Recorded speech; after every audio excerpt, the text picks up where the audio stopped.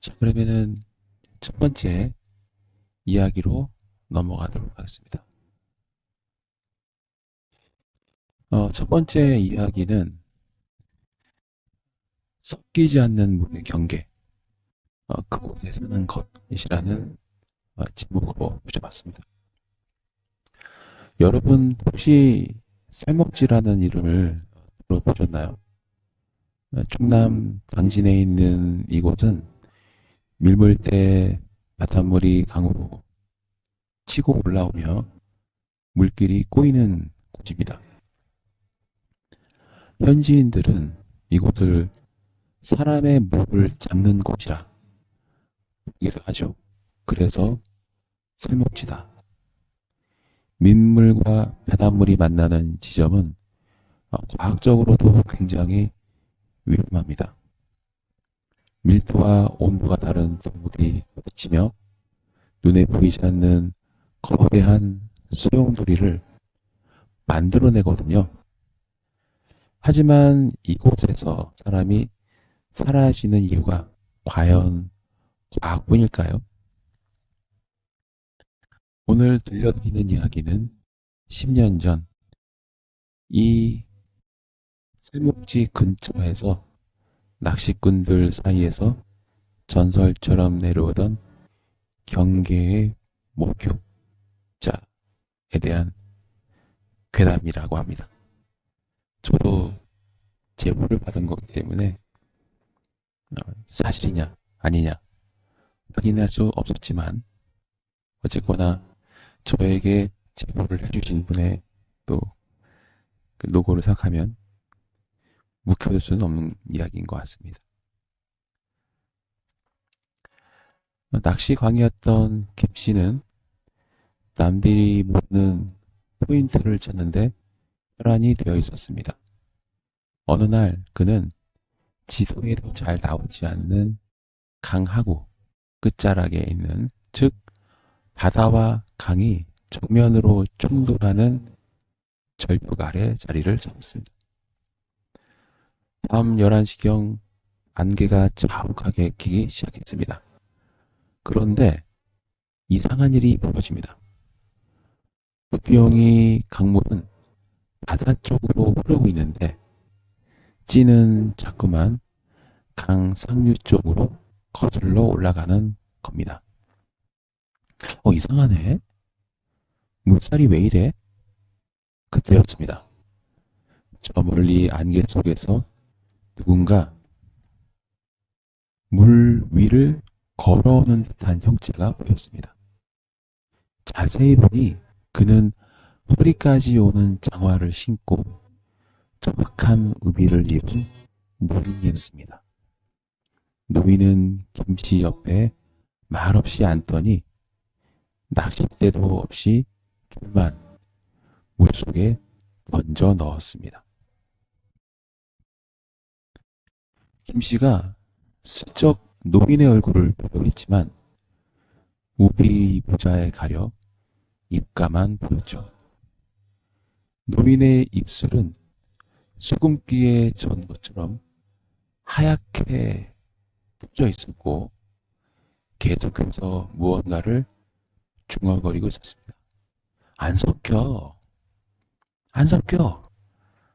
하나가 안 가면 하나가 못 들어와.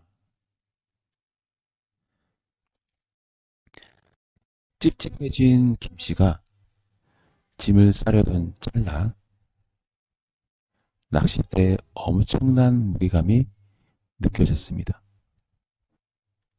대어가 걸린 줄 알고 힘껏 리를 감았지만 수면 위로 올라온 건 물고기가 아니었습니다. 그것은 낡은 밧줄에 묶인 커다란 돌덩이였습니다. 그런데 그 돌덩이 사이사이에 사람의 머리카락처럼 보이는 검은 이끼들이 빽빽하게 감겨 있었죠. 김씨가 경악하며 줄을 끊으려 할 때 옆에 있던 노인이 낮게 욱쳐물었습니다. 그거 하지 마.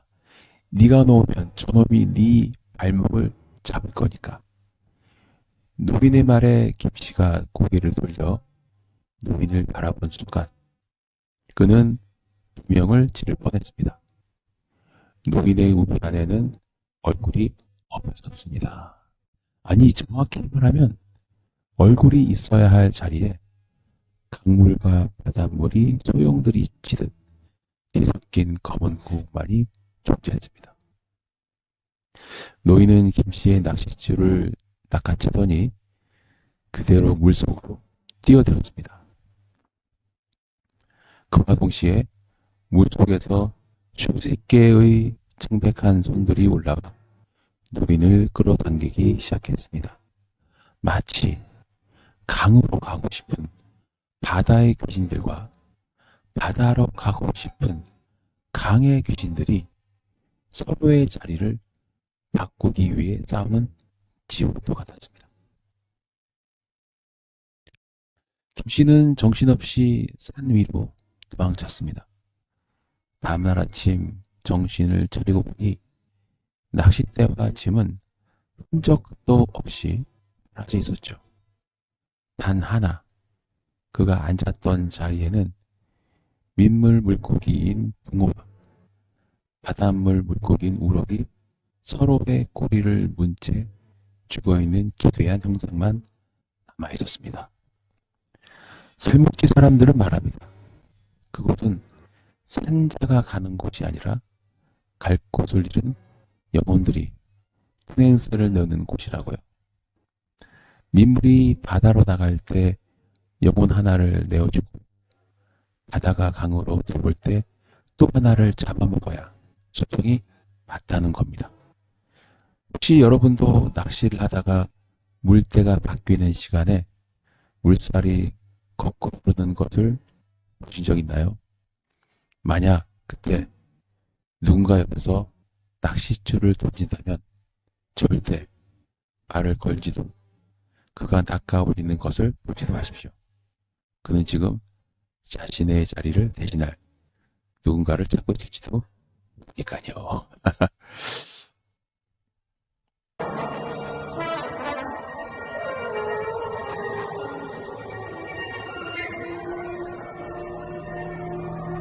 사실 이 이야기 저는 처음 접하는 내용인데요. 제가 이 얘기를 딱 들었을 때 느꼈던 건 뭐냐면 솔직히 말씀드릴게요. 지어낸 거 아니야? 그런 생각했어요. 저는 뭔가 좀 지어낸 것 같고 아니면 혹시 뭐 겪어온 건가? 소설 아니야? 이런 생각 들었고요. 근데 그냥 제 개인적인 느낌이고 어느 부분이 좀 저는 좀 이상했냐면 얼굴이 이렇게 막 뭐 블랙홀처럼 그 부분이 모르겠어요. 저는 그런 걸 못 봤어 그런지 그 부분이 약간 좀 그래서 제가 처음에 이걸 소개할 때 그냥 재미로 들어달라 이렇게 말씀드린 이유가 약간 제가 아는 그 주 안에서는 약간 좀 허구가 많이 들어간 거 아닌가? 그런 생각이 좀 들었습니다. 하지만 그래도 소개하는 이유는 어, 재미는 좀 있더라고요. 제가 들어봐도. 그래서 이거 한번 재미로 이렇게 한번 하면 되겠다 싶어서 소개해봤습니다. 자, 그러면은 그 다음 얘기를 또 가봐야겠죠. 그 다음 얘기는 산에서 있었던 일이라고 하는데 물 한 잔 마시고 또 이어가도록 하겠습니다.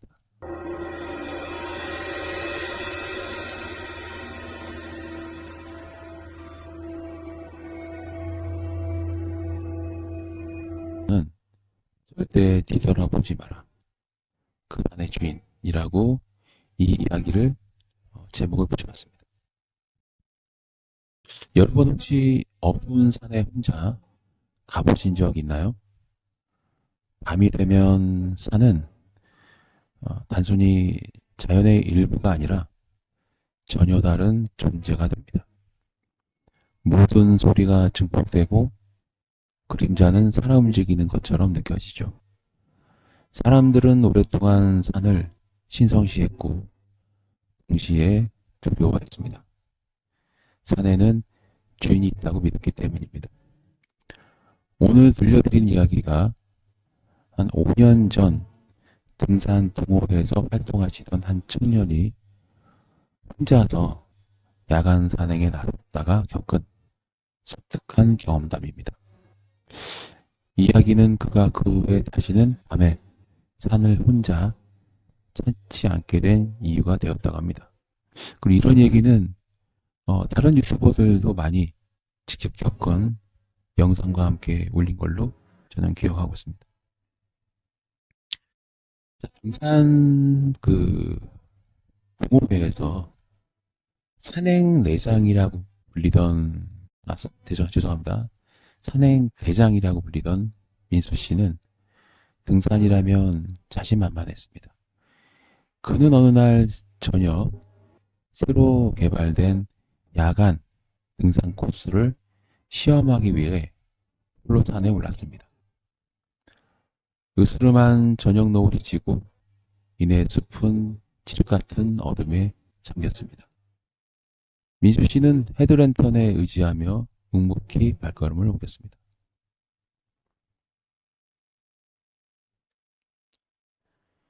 그가 산 중턱에 다다랐을 때였습니다. 분명히 혼자인데 뒤에서 누군가 따라오는 듯한 발소리가 들리기 시작했습니다. 근데 실제로 저도 저주행을 한 1000번 정도 했잖아요. 이 발자국 소리가 안 들린 적이 거의 없었어요. 저는 그래서 이 이야기가 좀 사실에 가깝다고 생각이 들더라고요. 누구세요? 민수 씨는 조심스럽게 물었지만 대답은 없었습니다. 그저 발소리만 멈출 뿐이었죠. 민수 씨는 대수롭지 않게 생각했습니다. 야생 동물이겠지. 하지만 발소리는 그가 움직이면 멈출 뿐이었죠. 그리고 그가 움직이면 다시 시작됐고 멈추면 함께 멈추고 왠지 모를 싸늘함이 등골을 타고 쫙 흘러들어서 갑니다. 더 기괴한 거는 산길 곳곳에 일부러 나뭇가지로 덮어놓은 듯한 오래된 제사 흔적들이 보인다는 겁니다. 썩어가는 과일, 색이 바른 술병. 민수 씨는 불안 예감에 서둘러 걸음을 재촉했습니다. 민수 씨는 거의 정상에 다다랐을 때 갑자기 모든 소리가 사라지는 경험을 했습니다. 바람 소리도, 나뭇가지 흔들리는 소리도, 심지어는 자신의 발소리마저 들리지 않았습니다. 세상에 혼자 남겨진 듯한 극도의 공감이 그를 덮쳤습니다. 그리고 그때 그는 자신도 모르게 뒤를 돌아보고 말았습니다. 헤드랜턴 빛이 닿는 곳과 몇 미터 뒤에 누군가 서 있었습니다.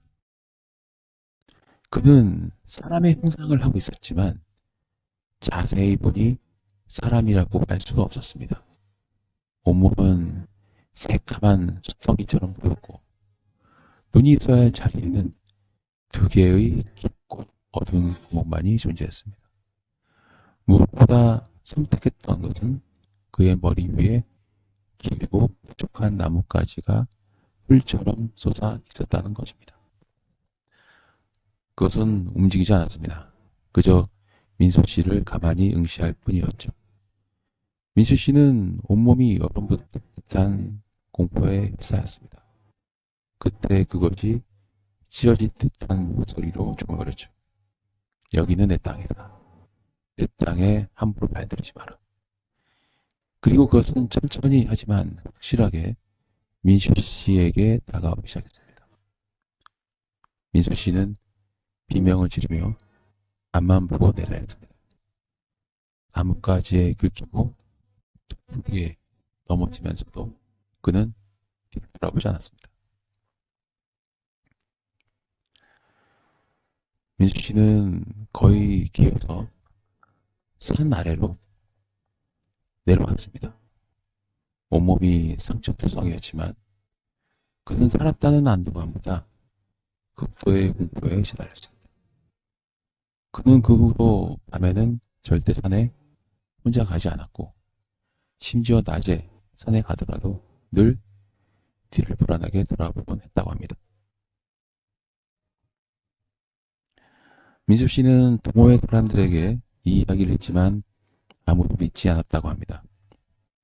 그저 민수 씨는 과로로 환각을 본 것이라고 치부했죠. 하지만 그는 알고 있었습니다. 그날 밤 그는 산의 주인을 만났던 겁니다. 산은 인간에게 많은 것을 내어줍니다. 하지만 산 또한 자신의 것을 지키고자 하는 것 같습니다. 그래서 산에는 아직 인간의 영역이 아닌 곳이 많습니다. 그곳은 산의 주인이 아닐까? 산의 주인이 사는 영역이 아닐까? 감히 침범해서는 안 될 그런 공간인 건가? 만약 여러분들이 밤늦게 산에 오거나 인기척 없는 길을 걷게 된다면, 그리고 갑자기 뒤에서 발소리가 들리거나 모든 소리가 멈추는 기묘한 경험을 하고 계신다면 절대 뒤를 돌아보지 마십시오. 어쩌면 그곳에는 산의 주인이 자신의 영역을 침범한 여러분을 지켜보실지도 모릅니다. 네, 저는 자, 마지막 이야기, 괴담을 좀 많이 준비했는데, 이 세 개로 딱 마무리한 이유를 말씀드릴게요. 이 체력적인 문제. 지금 남들 자는 시간인데, 요즘 제가 이제 변면증이 좀 생긴 것 같아요. 그래서 잠도 안 오고, 그래서 멍하니 있긴 좀 뭐해서, 우리 구독자분, 또 제보하신 분, 이런 분들의 마음을 좀 생각하면, 일단, 제보를 받고 이야기를 올리지 않으면 얼마나 좀 힘이 빠지겠습니까? 그래서 일단은 받은 제보가 많기 때문에 이 이야기를 공유를 하자. 또 이 영상이 여러분에게 뭔가 좀 재미있는 그런 시간이 되어진다면 좀 많이 저도 기쁠 것 같습니다. 자, 세 번째 이야기 제목은 절대 문을 열어주지 마라 라고 저는 제목을 붙이겠습니다. 여러분 혹시 그 흉가라는 말 들으면 어떤 이미지가 떠오르십니까? 귀신이 출몰하는 곳, 뭐 비린내가 나는 그런 무서운 곳.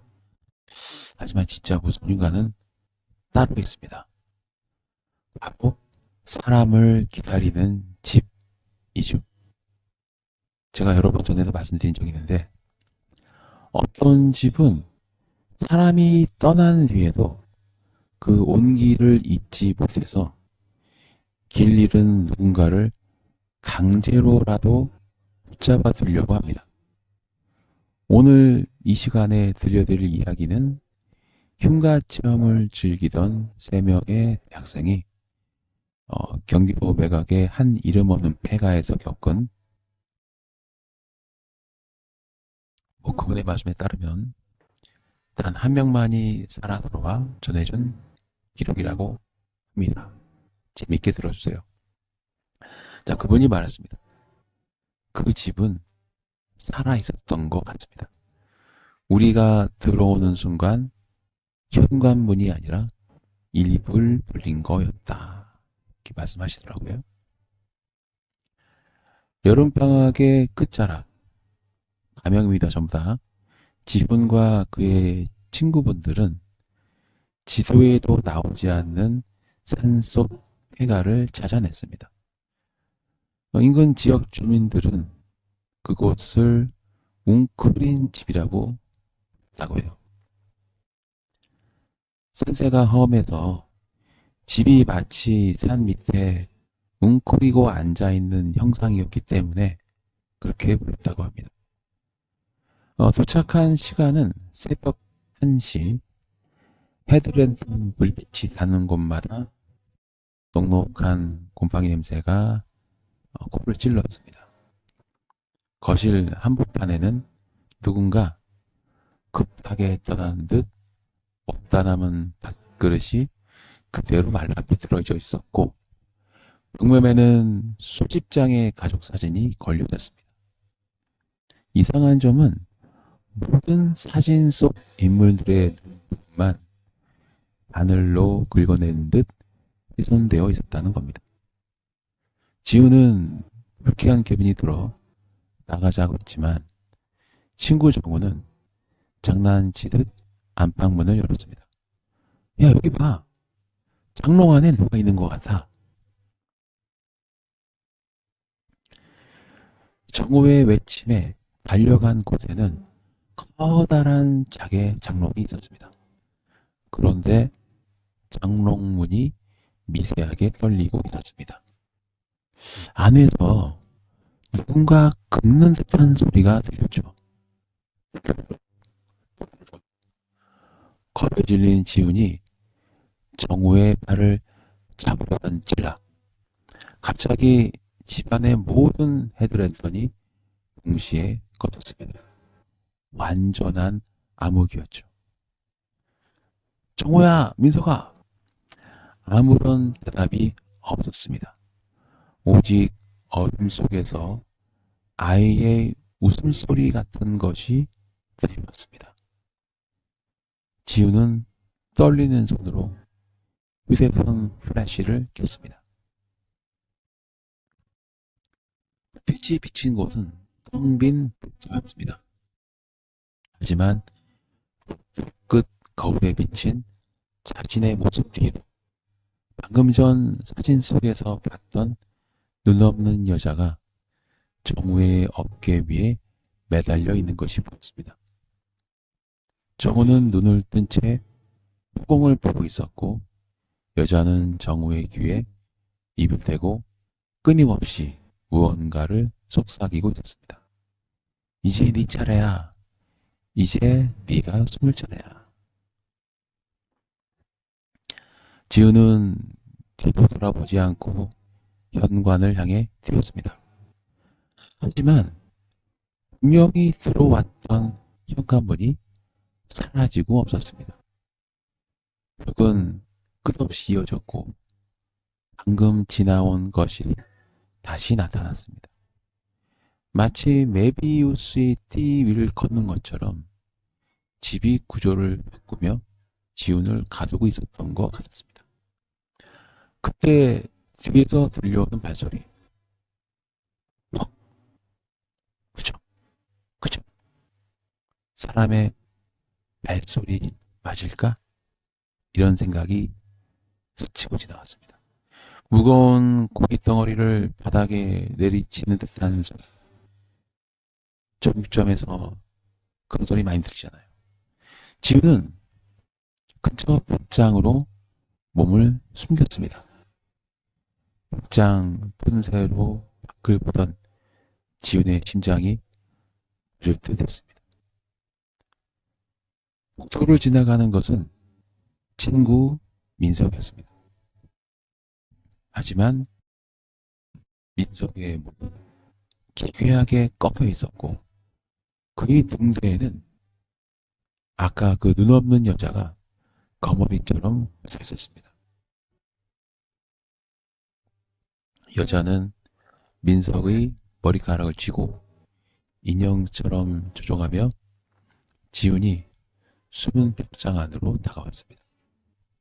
그리고 벽장 틈새에 눈을 갖다 대며 여자가 낮게 웃었죠. 찾았다.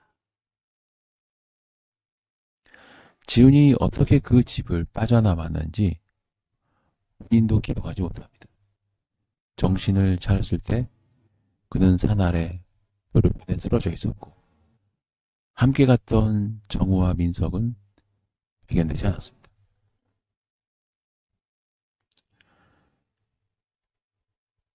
사건 이후로 지훈은 심각한 정신적 외상에 시달리고 있습니다.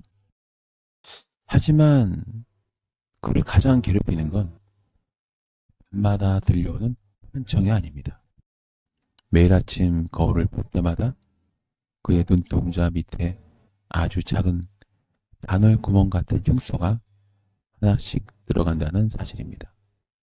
마치 누군가 안쪽에서 바늘로 눈을 긁어내려 하는 것처럼 말이죠.